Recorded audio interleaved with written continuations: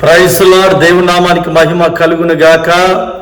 ఈరోజు ప్రియులారా భస్మ బుధవారము, అంటే ఈ రోజు నుంచి 40 దినాలు క్రైస్తవులందరూ కూడా ఉపవాస ప్రార్థనని ప్రారంభించబోతూ ఉన్నారు. మరి చాలా మందిలో ఒక అనుమానం, ఒక డౌట్ రావచ్చు, అసలు ఉపవాస ప్రార్థన 40 దినాలు చేయొచ్చా చేయకూడదా అని. యాక్చువల్గా ఉపవాస ప్రార్థన చేయడం బట్టి మన ఆత్మ బలపరచబడుతుంది. ఎందుకంటే ఉపవాస ప్రార్థన ద్వారా దేవుని దగ్గర నుండి వచ్చే ఆశీర్వాదం అతి త్వరగా మనం పొందుకోగలం. అయితే కొంతమంది దీన్ని ఆచారంగా చేస్తున్నారు. ఆచారంగా కాకుండా ఆత్మీయంగా చేస్తే మంచిదని అభిప్రాయం. అంటే ఈ రోజు నుండే చేయాలా, లేకపోతే ఎప్పుడైనా చేయొచ్చా అనే అనుమానాలు, డౌట్లు కొంతమందికి ఉన్నాయి. 365 డేస్లో ఎప్పుడైనాను 40 దినాలు ఉపవాస ప్రార్థన చేయొచ్చు. ఎప్పుడు చేసినా దేవుడు దాన్ని యాక్సెప్ట్ చేస్తాడు, అంగీకరిస్తాడు. కొంతమందికి ఎందుకు చేయాలో మరొక డౌట్ కూడా ఉంది. ఎందుకు చేయాలంటే యేసు ప్రభువు 40 దినాలు ఉపవాసం ఉండి అరణ్య ప్రాంతానికి కొనిపోయి ఏమీ తినకుండా రాత్రి పగల్లో ఉపవాసం ఉన్నట్లుగా రాయబడ్డది. మోషే కూడా 40 దినములు రాత్రి పగళ్ళు ఉపవాసం ఉన్నట్లుగా రాయబడ్డది. ఏలియా కూడా 40 దినములు ప్రయాణం చేయగలిగాడు, ఏమీ తినకుండా ఉపవాసంతోనే హోరేబుకు వచ్చాడు. దేవుని పర్వతం అనబడిన హోరేబుకు వచ్చాడు. ఇలా చెప్పుకుంటూ పోతే ప్రియులారా, యేసు ప్రభువారు పునరుద్ధాన్ని తిరిగి లేచిన తర్వాత 40 దినముల వరకు ఈ భూమి మీద ఉన్నాడు. ఇలా చాలా విషయాలు 40 గురించి బైబిల్ గ్రంథంలో రాయబడ్డాయి.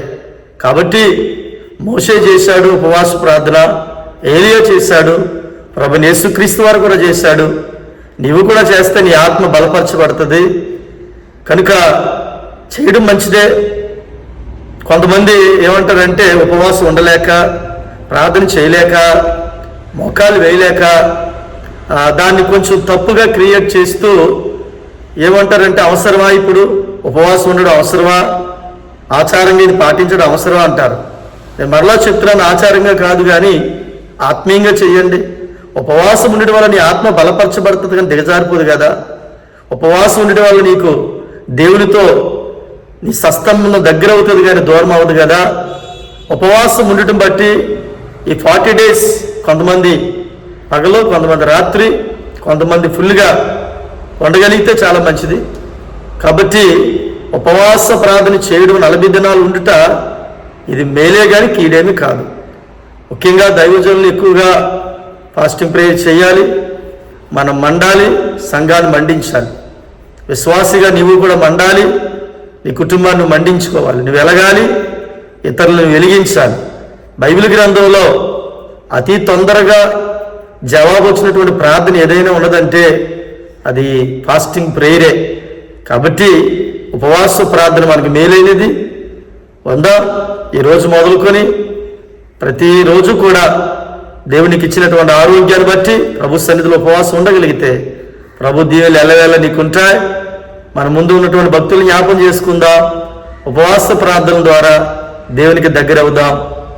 దేవుడు నిన్ను ఉపవాసం ఉండేటట్టు చేసి నీ ఆత్మను మరి ఎక్కువగా ప్రార్థన ద్వారా, వాక్యము ద్వారా, దేవునితో సహవాసము ద్వారా నిన్ను మరి ఎక్కువగా బలపరచునుగాక. ఆమేన్, ఆమేన్.